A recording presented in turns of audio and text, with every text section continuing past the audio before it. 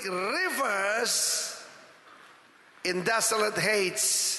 Tuhan akan membuat sungai-sungai mengalir di bukit-bukit gundul, di puncak-puncak gunung. Seringkali tempat paling sunyi bukan kuburan.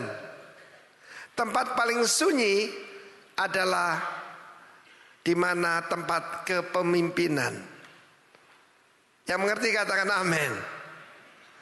Nah, saudaraku, ada sebuah ayat yang ditulis oleh Yagur, Amsal 30. Ada 3 hal yang sangat mengherankan, tapi 4 yang sangat misterius, yang sulit dimengerti. Amsal 30 ayat 18, ayat 19 berkata, the way of the eagle in the air. Jalan daripada Raja Wali di angkasa. Raja Wali gambaran kehidupan orang percaya. Bebas, diciptakan jadi raja. Amin. Haleluya. Jalan adalah derek. Bahasa Ibrani derek. Bukan mobil derek ya. Derek artinya the way. Jalan. Dulu tidak ada istilah Kristen, Presbyterian, Protestan, tidak ada. Adanya the way. Derek. Jadi yang cari nama buat anak laki, cucu laki bagus ini. Derek. Ingat hamba Tuhan Derek Prince, nama bagus. Nah, saudara, yang kedua, jalan orang rendah, seperti ular menjalar di atas batu karang. Meskipun the rock, tapi itu menggambarkan bagaimana, yaitu jejak dari ular itu sulit dilihat, saudara. Yang satunya jalan Raja Wali, yang satunya jalan ular. Yang ketiga, jalannya kapal di samudra. Tidak ada orang bisa mendeteksi badai yang datang tiba-tiba. Ya, saudaraku, hidup itu seperti kapal berjalan di samudra. Dan kalau orang meninggal dikatakan berangkat, mengangkat sauh, berangkat ke tempat lain. Dan yang keempat adalah sepasang muda-mudi sedang jatuh cinta. Saya selidiki, saya ini orang yang suka menyelidiki. The way of a man with a mate. Man di sini bukan ish laki-laki biasa, tapi geber, pria dewasa, warrior. Tapi dengan seorang apa? Seorang alma. Alma itu gadis. Zaman dulu kalau gadis muda pasti gadis. Sekarang belum tentu. Tapi waktu itu, apalagi bangsa yang kudus, ini bicara soal bangsa Israel, saudara. Nah, kita melihat di mana-mana, ya, orang-orang tua, laki-laki dengan gadis muda. Tapi yang kemarin kita dengar, nenek 82 tahun dengan pemuda, astaga, terlalu. Tapi firman Tuhan mengatakan itu misterius. Kenapa seseorang, yaitu mengasihi seseorang, itu misteri. Tapi yang lebih misterius, bagaimana Allah menjadi manusia, mencari pengantinnya di mana, di bumi ini. Kalau yang bagus, cantik, baiklah. Yang model rusak-rusak seperti ini dijadikan kekasihnya, itulah ajaib. Amin. Berapa banyak bersyukur bahwa Tuhan mencari kita. Tepuk tangan. Bukan kamu memilih aku, aku yang memilih kamu. Saya melihatnya, saudara, di kota Perth di Australia. Ada seorang pemuda bule, gagah ganteng, kayak Sylvester Stallone, jambulnya begini, badannya well built. Dan saya kaget sekali, istrinya itu, maaf saudara, pasien kusta. Dan cuma segininya, digendong oleh dia. Dan saya mendengar cerita betul-betul terjadi, bagaimana wanita ini biasa digebukin suaminya. Nah, tempat curhatnya pemuda ganteng ini, saudara. Dan you know the rest of the story. That's why the way of a man, bukan kalau muda-mudi kan biasa saudaraku. The way of a geber, a warrior with a mate. Nah saudara yang kasih Tuhan, saya sengaja mengambil sheep itu untuk mengajarkan yaitu new perspektif kepada Anda dan saya. Perspektif seorang membedakan seorang dari yang lain. Cara melihat sesuatu itu beda. Nah saya pernah cerita pada saudara, satu hari waktu kita makan, ada seekor tokek nyelonong masuk ruang makan saya. Dan bersama saya dengan ada seorang ibu pendeta. Dan waktu dia lihat tokek ini, dia jatuh cinta saudara. Wow, dia bilang, begitu bagus. Sekarang saya punya ide, bagaimana saya akan berternak tokek supaya jemaat kita yang tidak punya pekerjaan bisa dapat pekerjaan. Ini devisa katanya. Seminggu kemudian di tempat saya ada seorang bapak pendeta. Bapak pendeta begitu lihat tokek, dia teriak, alamak! Dia ketakutan saudara. Dan suasana makan jadi rusak semua, terpaksa saya ambil. Ya senapan angin saya dan saya selesaikan dia. Cara melihat sesuatu, barangnya sama, tokeknya sama, tapi yang satu jadi devisa, satunya ancaman. Mari kita lihat bagaimana dunia ini telah menjungkir balikkan segala sesuatu. Saya memberikan saudara pelajaran melalui akronim SHIP itu tadi, kapal. Untuk mengingatkan bahwa perjalanan hidup ini seperti naik kapal. Jangan masuk kapal yang salah. Keluarga seperti kapal, kan? Perjalanan iman seperti naik kapal. Bisnis seperti kapal, saudara. Mazmur 107 mengatakan bagaimana ada orang yang mengarungi samudra dengan kapal. Dan mereka telah naik ke atas langit dan turun sampai dunia orang mati. Terkena saudaraku gelombang daripada dunia ini. Dan yang mereka cari cuma satu, yaitu pelabuhan. Dan pelabuhan itu adalah Yesus. Amin. Fill your lamp, King Jesus. Nah, saudaraku, S dan H dulu, yang lain disimpan. Karena dua ini dasarnya. Simplicity and humility. Kan kita ajarkan nilai itu humility. Tapi ditingkatkan sekarang simplicity. Amen. Saya mengajarkan kepada saudara generosity. Tuhan katakan naikkan new heights. Apa itu? Grace. Lebih daripada generous. Grace. Generous itu kemurahan hati. Tapi kalau grace memberi tanpa melihat siapa yang diberi. Amin. Memberi tanpa bertanya pantas atau tidak. Itulah grace. Simplicity and humility.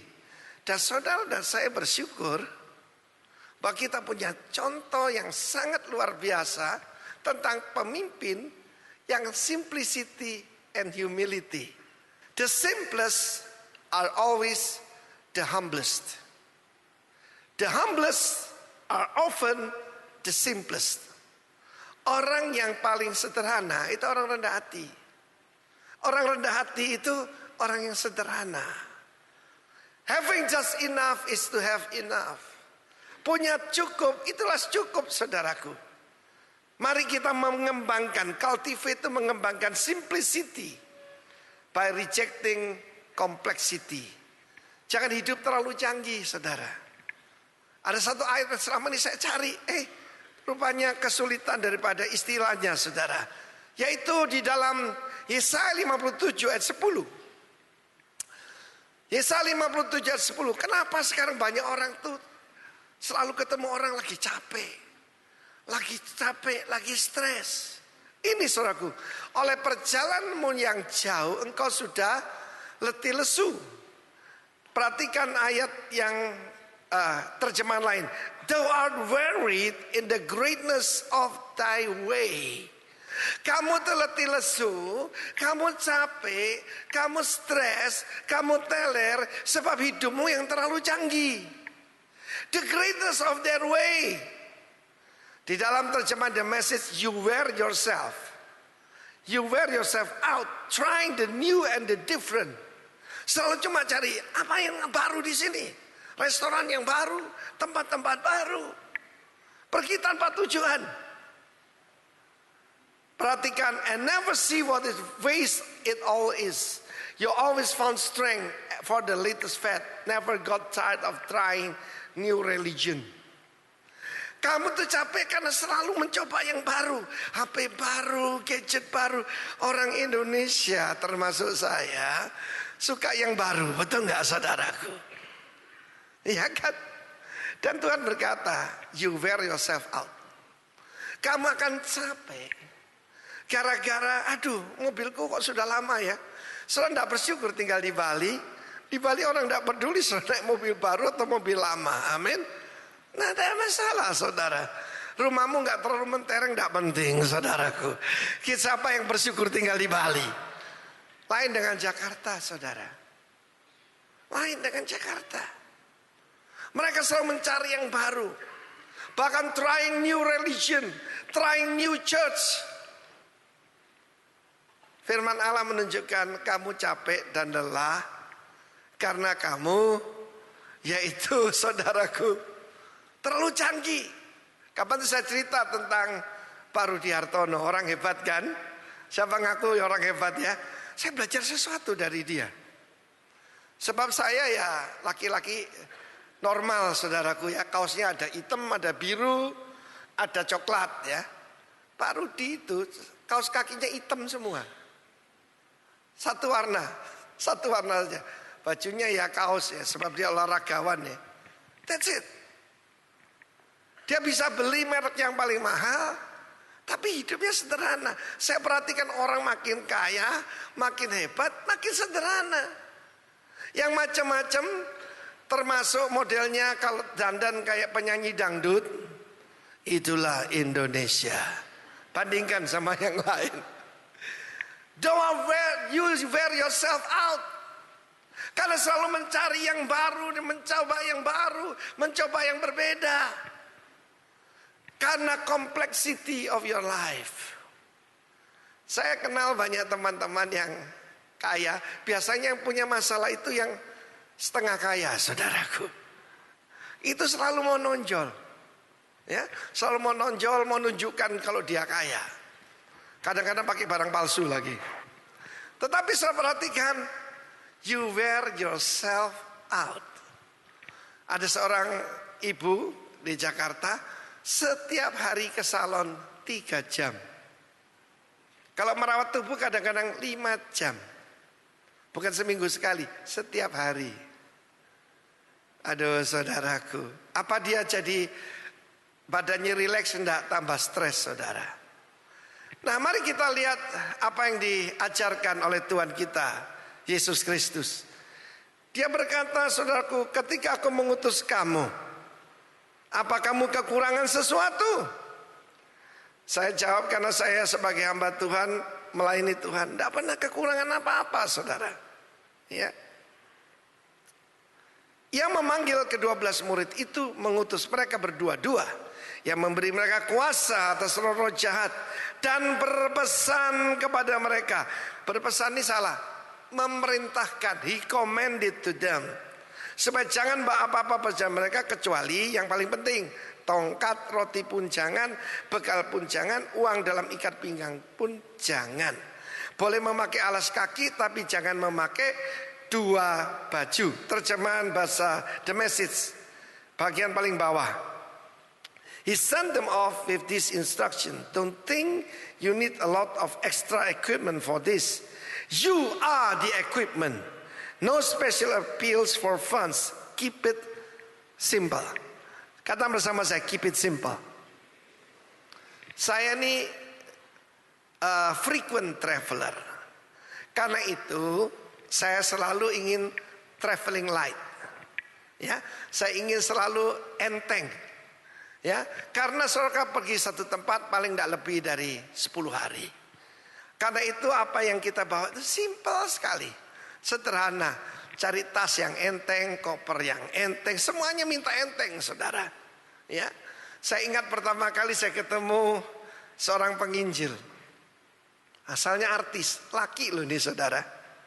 Kopernya berapa? 6. Kopernya 6 saudara. Padahal pelayanan cuma 3 hari.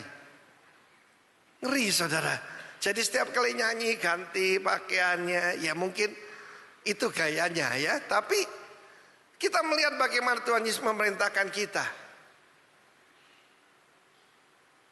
Saudara, akhir tahun kan periksa diri sendiri. Evaluasi, jangan evaluasi orang lain. Evaluasi diri sendiri.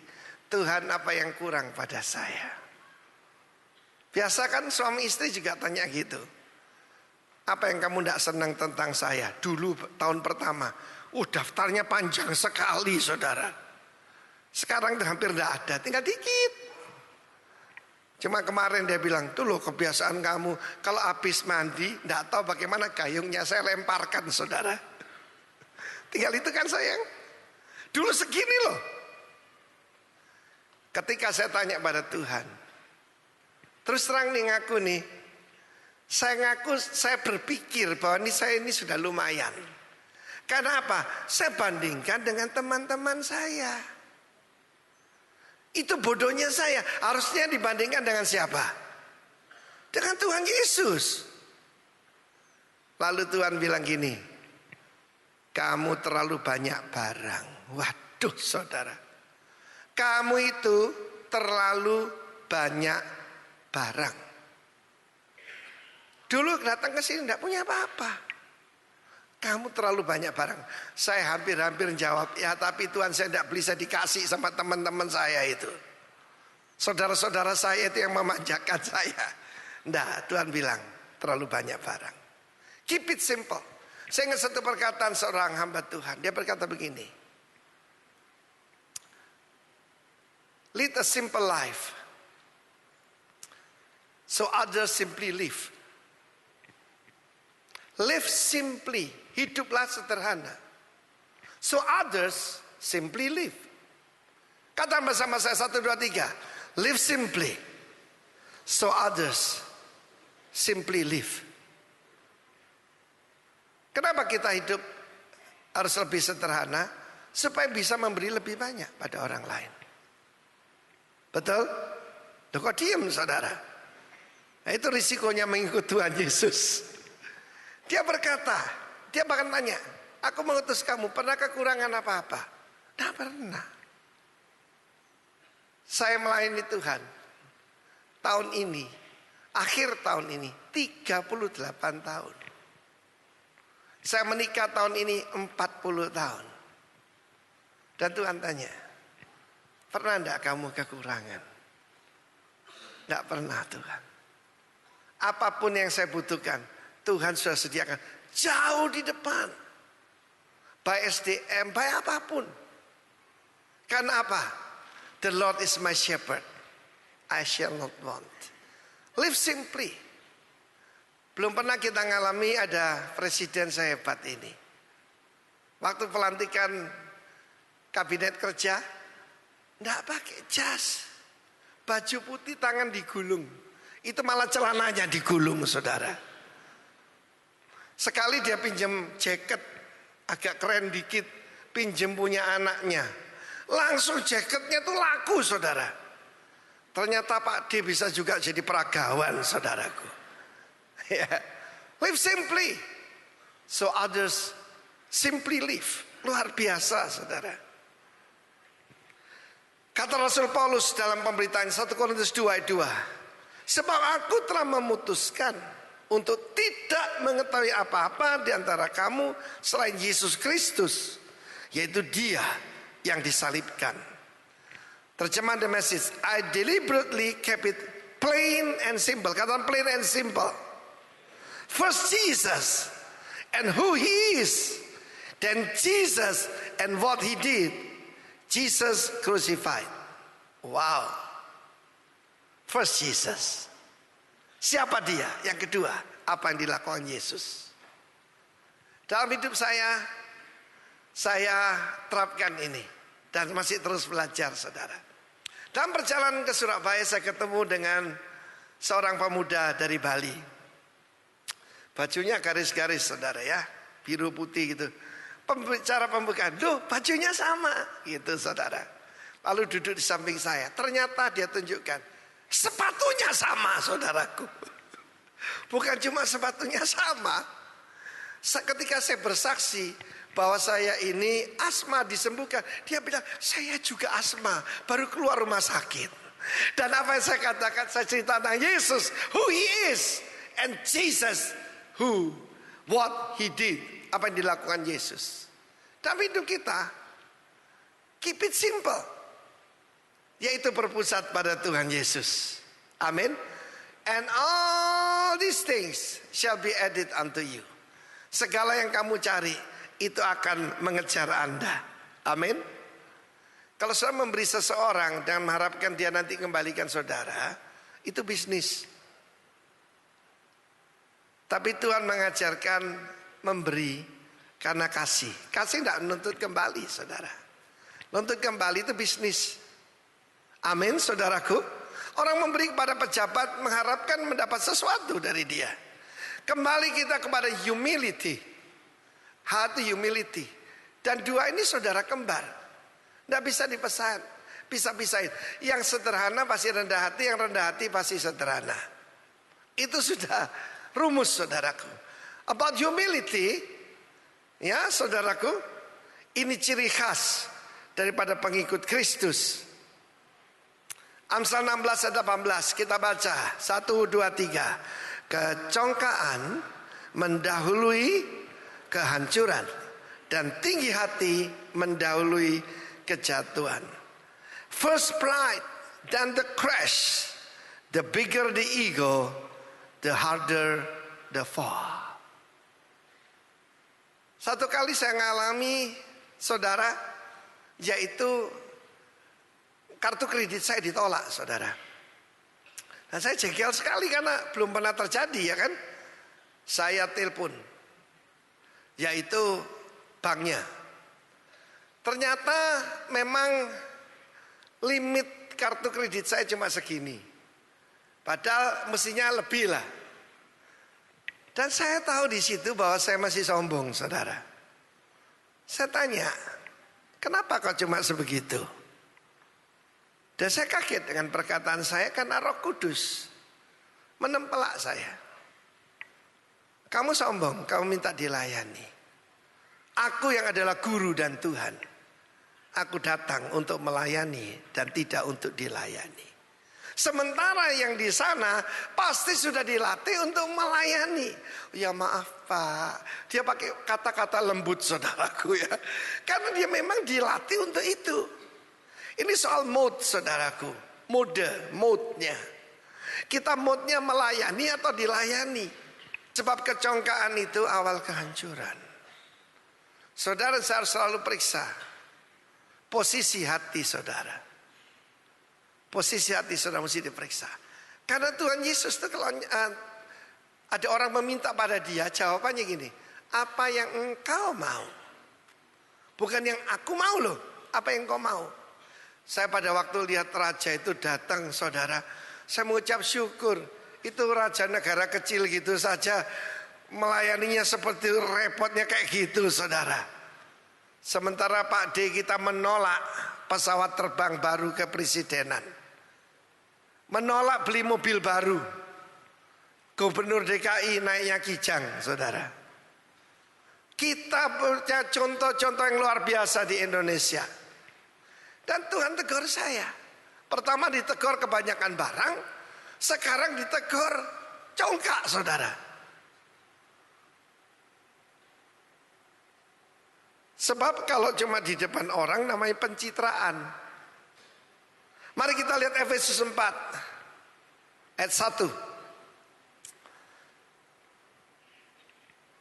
Sebab itu aku menasihatkan kamu sebagai orang yang dipenjarakan karena Tuhan, supaya hidupmu sebagai orang-orang yang telah dipanggil berpadanan dengan panggilan itu. Kita baca ayat kedua, 1, 2, 3. Hendaklah kamu selalu, sekali lagi, hendaklah kamu, lebih mantap sekali lagi, hendaklah kamu selalu rendah hati, lemah lembut dan sabar.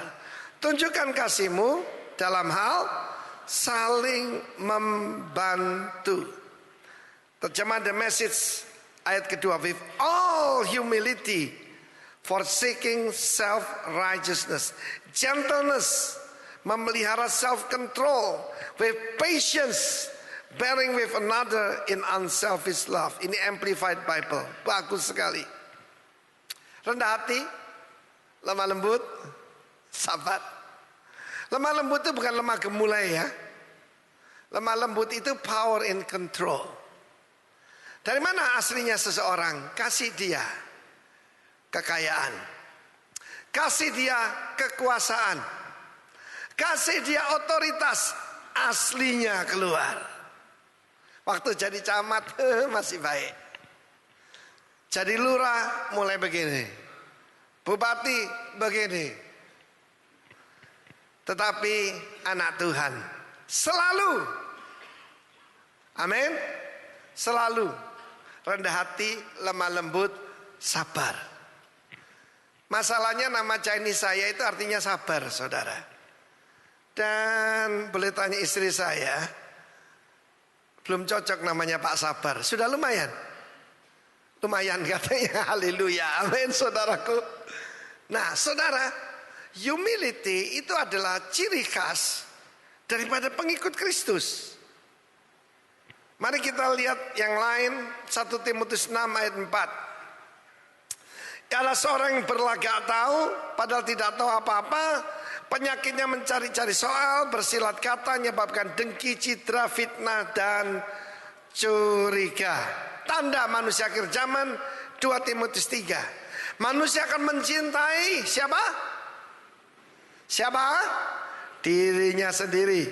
Menjadi hamba uang, membual, menyombongkan diri, jadi pemfitnah, berontak pada orang tua, tidak tahu berterima kasih, tidak mempedulikan agama, tidak mau berdamai. Sikit-sikit apa? Dituntut. Itu ciri manusia akhir zaman. Tidak usah macam-macam kata Tuhan. Jangan lihat langit saja, lihat manusia. Nah masalahnya ini kalau orang di luar kita ya udahlah. Tapi kalau nyebut diri anak Tuhan dan seperti ini, pasti tidak ada Kristus di dalamnya. Bukan Roh Kudus, pasti roh kuda, saudaraku. Amin. Haleluya. Sampai di sini jelas? Nah, saya minta kita melihat slide nomor 21. Ini tidak boleh ada pada kita. Yang harus ada self-control, self-righteous, merasa diri benar. Itu tidak boleh. Kedua, menganggap diri penting dan menyebut diri I'm a self-made man. Tidak ada orang tolong saya hebat sendiri, saya sukses sendiri. Kalau saya tidak mengajarkan Anda to be successful, saya mengajarkan Anda to be fruitful, berbuah. Dari mana saya tahu kalau saya sombong?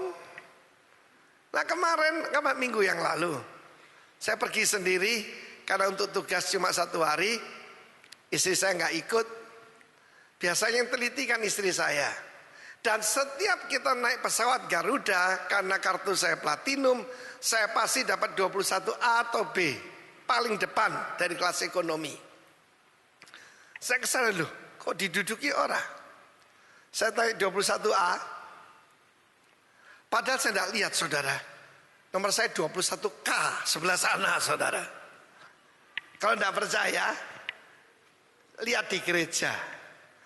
Saudara ini sekali saya lihat gini saya tahu biasanya duduk di mana. Ibu Heti duduk mana saya sudah tahu. Ya toh Pak Luki duduk mana. Coba ada orang lain duduk sana. Saudara kamu lihat. Ini kursiku kok kamu duduk sana gitu. Ayo ngaku. Kalau saudara lihat grup foto, tampang siapa yang saudara cari? Diri sendiri saudara. Kedua self-importance. Apa tanda Farisi? Mereka suka duduk di tempat-tempat paling terhormat, di rumah-rumah ibadat. Karena apa saudaraku? Kita dulu bukan siapa-siapa. Kemurahan Tuhan kita dipakai Tuhan. Begitu saya jadi hamba Tuhan sebagai contoh, saya selalu diberikan tempat terbaik. Orang duduk sana diusir-usir saudara. Satu kali saya menghadiri yaitu peresmian sebuah gereja di Jakarta. Karena saya datang, saya didudukan paling depan di sini saudara. Saya bilang orang lain saja, sebab ada perintah Tuhan, jangan duduk di tempat terhormat. Duduk di belakang. Nanti kamu kalau di situ ada orang lebih terhormat. Tapi saya kan tidak milih tempat duduk. Saya disuruh panitia. Ada seorang ibu datang. Saya tanya, kenapa kamu duduk sana? Loh, maaf. Dia bilang, tidak tahu siapa saya. Ya tidak tahu bu, saya tamu. Saya ini istri ketua pembangunan. Buat saya nggak ada masalah. Cuma dalam hati saya, dia bermasalah dengan Tuhan. Tidak tahu siapa saya. Self-importance. Self-made man. Ada orang berkata saya tidak perlu siapa-siapa. Saya jengkel sama orang kayak gini. Kamu cukur itu siapa yang motong? Tidak potong sendiri. Ya orang katanya. Nanti kalau mati jalan sendiri ke kuburan. Tidak ada yang ngangkat katanya. Nah saudara, keduanya ini penting. Simplicity and humility. Selalu rendah hati, lemah lembut, sabar. Ingat yang 2 bulan lalu saya ajarkan saudara, setiap saudara punya kendi. Amin, apa isinya? Jamu, jati, dan jari. 3 benda di dalam. Kendi itu self control, bukan self importance, kendali diri. Kenapa banyak orang ada di penjara atau ditangkap KPK? Karena tidak punya kendali diri. Amin. Kendali diri. Jamu itu apa? Jaga. Ini bahaya saudara. Kedua jati. Jati itu apa? Masa gak bisa sih kalau anak sekolah minggu. Jati itu apa? Jaga hati. Lalu terakhir jari. Jaga diri. Gak usah ngurusin orang lain. Jaga diri sendiri susah saudara. Jadi harus punya kendi. Apa artinya? Self control, kendali diri. Isinya coba semua gini.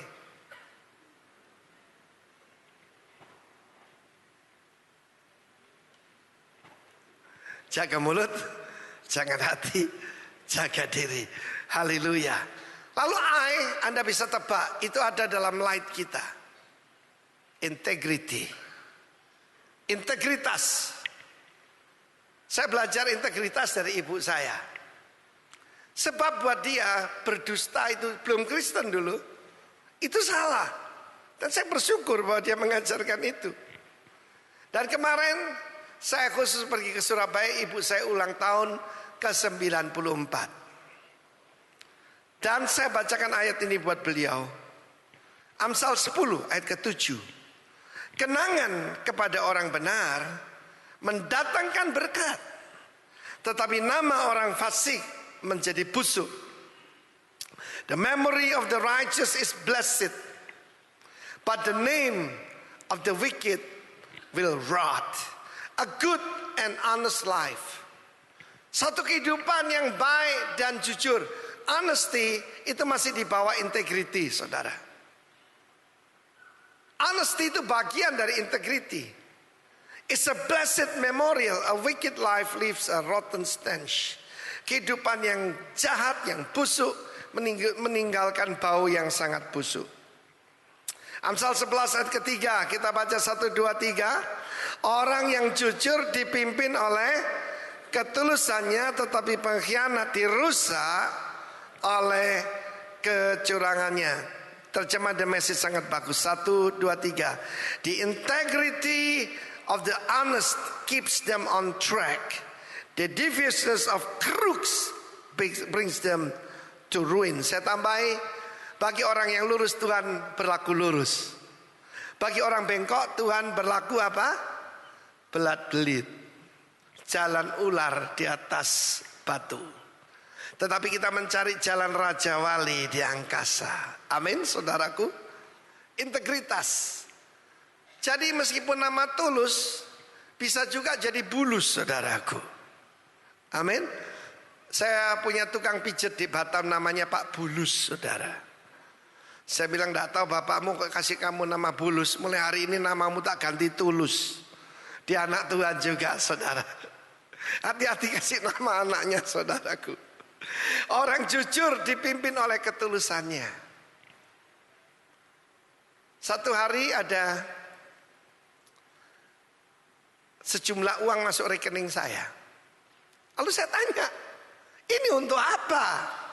Oh, karena Bapak mengenalkan, yaitu investasi.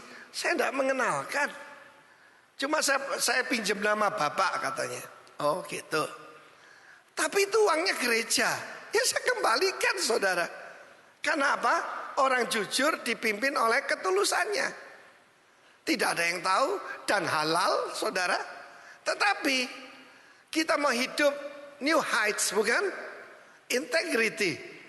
Sebab barang siapa bisa dipercaya urusan kecil, akan dipercayakan urusan yang besar. Amen. Nah, ayat selanjutnya, saudara, Lukas 16 yang saya ucapkan tadi supaya ada buktinya. Barang siapa setia dalam perkara kecil, ia setia juga dalam perkara besar. Barang siapa tidak benar dalam perkara kecil, ia tidak benar juga dalam perkara besar. Ini pernyataan. Slide selanjutnya. Integritas sesungguhnya adalah hal yang paling perlu dan mendasar untuk karakter ilahi dan kepemimpinan yang efektif. Saudara, kepemimpinan itu adalah hak istimewa yang diberikan oleh siapa? Oleh para pengikut. Amin. Dan kalau kita hidup, we lead a simple, humble, dan integritas, maka akan tetap diberikan pada kita, yaitu kepemimpinan tadi. Yang P kira-kira apa, saudaraku? Pertama simplicity, humility, integrity. Yang P kira-kira apa? Apa kira-kira? Loh ayo, berkhotbah bersama saya. Itu tadi kan nilai-nilai hebat supaya kita meningkat. Juga dalam hubungan suami istri, hubungan dengan sesama. P ini apa, saudara? Purity, kemurnian, kesucian. Purity.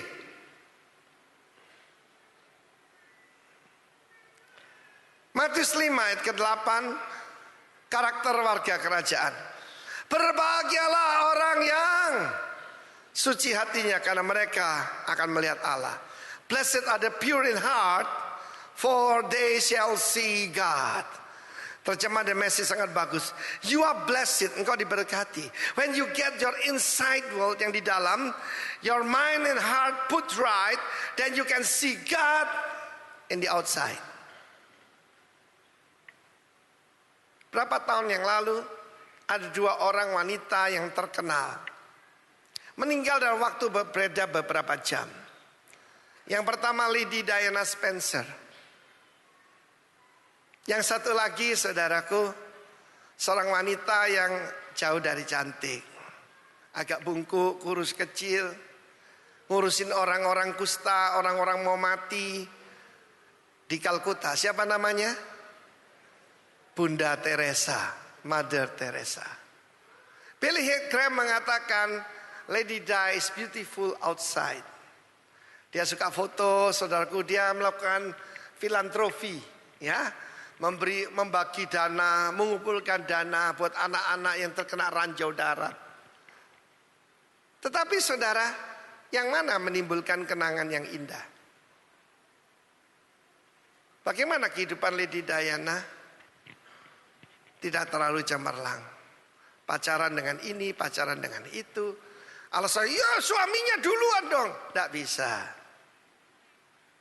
Ketika saya selidiki, ternyata itu dimulai dengan janji nikah yang dia modifikasi. Hati-hati loh, firman Tuhan tidak bisa dimodifikasi. Firman Tuhan tidak bisa diberi alternatif. Yaitu kan sudah berabad-abad. Ketika pengantin wanita mengucapkan janji nikah, I will respect and honor you as my husband. Tapi dia robah karena kurang romantis katanya. Dan tidak sesuai dengan wanita modern. Dia ganti dengan I will love and cherish you. Dia tidak mau respect dan tunduk, tidak mau. Padahal itu perintah Tuhan. Dan itu kebutuhan setiap pria. Setiap pria itu tentu saja ingin istri yang setia, yang suci, ya, yang simple juga. Jadi cuma ada dua golongan, simple atau sampel, saudaraku. Cuma ada dua saja. Ya, nabi atau babi, rasul atau bisul. Nah, saudara yang kasih kenangan kepada orang benar mendatangkan berkat. Tetapi ingatan akan orang fasik itu berbau busuk. Karena itu purity ini adalah, saudaraku, bukan yang kurang penting, tapi justru yang paling penting. 2 Korintus 7 ayat 1, ini tugas kita sepanjang tahun ini dan selamanya. Saudaraku yang kekasih, karena kita sekarang memiliki janji-janji itu, marilah kita menyucikan diri kita dari semua pencemaran jasmani dan rohani, dengan demikian menyempurnakan kekudusan kita dalam takut akan Allah. Apa tugas kita? Menyucikan diri dari pencemaran jasmani dan rohani. Saya minta perhatian. Para pria itu kelemahannya di mana, saudara? Dari mana datangnya cinta? Dari mate turun ke hati. Kan tadi ada perjalanan seorang geber, seorang hebat, tapi dengan seorang wanita muda. Kita harus mengasihi istri masa muda, bukan istri muda. Beda satu kata loh, saudara. Pakai atau tidak jadi rame begini. Istri masa muda, bukan istri muda. Saya bersyukur saya dapat istri masa muda dan istri yang awet muda. Amin. Tepuk tangan bagi kita. Hati-hati. Hati-hati gunakan matamu. Hati-hati gunakan matamu, ada Bapa di surga.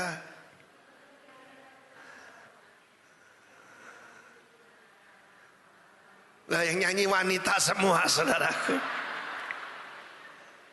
Sebab apa yang kita lihat mempengaruhi hidup kita. Ketika Hawa melihat bahwa buah itu baik, menarik hati, dan memberikan wisdom, diambilnya lalu dimakannya. Mulai dengan apa? Melihat. Yang kedua, Achan, yang menyebabkan bangsa Israel kalah. Ketika diperiksa satu orang namanya Achan. Achan itu juga aneh. Kan Achan artinya trouble. Troublemaker, saudara, dia ini. Benar kau ambil barang-barang itu? Aku melihat. Aku melihat lantaan emas, perak, dan jubah dari Siniar. Lalu kau ambil. Dari atas sotor rumah, raja yang mestinya berperang tinggal di rumah dan dia melihat. Melihat apa, saudaraku? Batseba. Lo mandi kan dalam kamar mandi tuh, saudara. Mandi kok di atap loh. Ini memang provokator, saudaraku. Saya ingat Gilbert khotbah di sini. Orang mandi itu kan di belakang. Masa mandi itu di depan rumah, saudaraku. Lalu Gilbert tanya, Nona, kau cuci motor kah? Hati-hati gunakan. Yang pria mataku. Coba pria, hati-hati gunakan mataku. Kalau wanita kelemahannya di mana? Hati-hati gunakan kupingmu. Betul saudara? Tetapi saudaraku, bayangkan kalau P diganti T, jadi apa saudara? Kalau P diganti T jadi apa? Saya niru Pak Jokowi, kamu yang ngomong loh, bukan saya. Jadi ada dua golongan. Kita masuk kapal keselamatan, ship. Atau P-nya diganti T, saudara. It's up to you. Life is a choice. God bless you.